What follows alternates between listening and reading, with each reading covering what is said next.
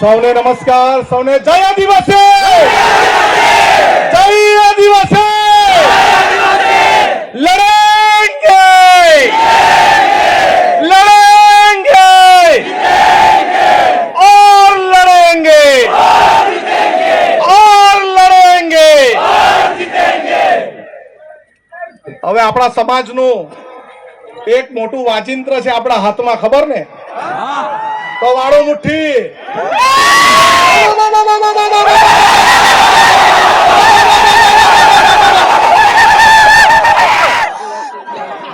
આપણે આદિવાસી સમાજ એટલે એક એવો સમાજ આ દુનિયામાં છે એ કોઈના બાપથી ડરતો બી નથી અને ઝૂકતો બી નથી।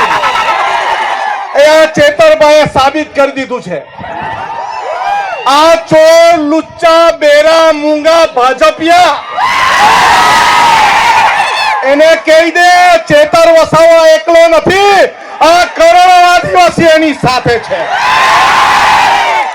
અરે અમને અહીંથી આદેશ આપવામાં આવે ચેતરભાઈ જો જેલમાંથી કે જેલ ભરો આંદોલન કરવાનું છે, આપણે જેલ ભરો આંદોલન કરવાનું છે।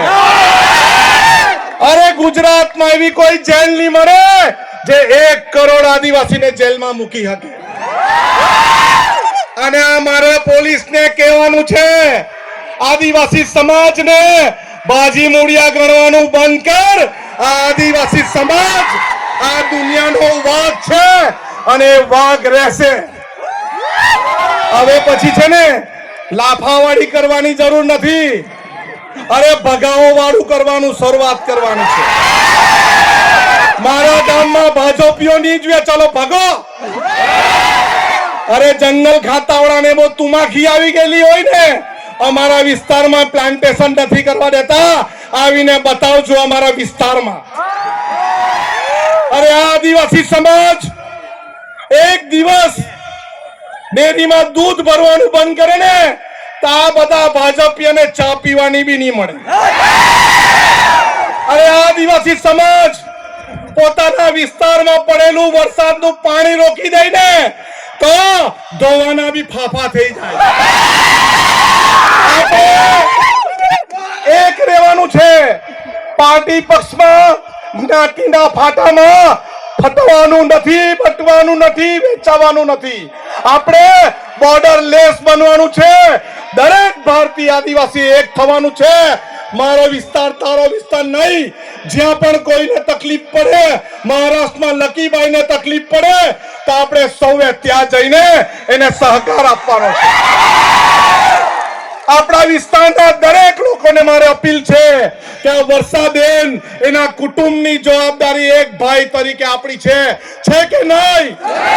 છે કે નહીં?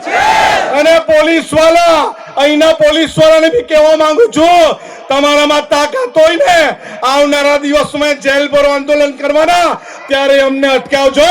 અમે લડવા તૈયાર છે,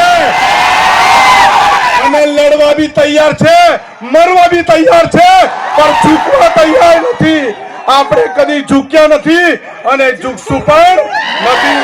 દરેક હાથ ઊંચો કરીને કહેવું, આપણે સૌ હાથ ઊંચો કરીને કહેવું બધા, આપણે સૌ ચેતરભાઈના સમર્થનમાં છે। આ સરકાર નહીં સમજે, આવનારા દિવસમાં જેલ ભરો આંદોલન કરીશું અને કરીશું। સૌનો આભાર, સૌને જય જોહાર, જય જોહાર।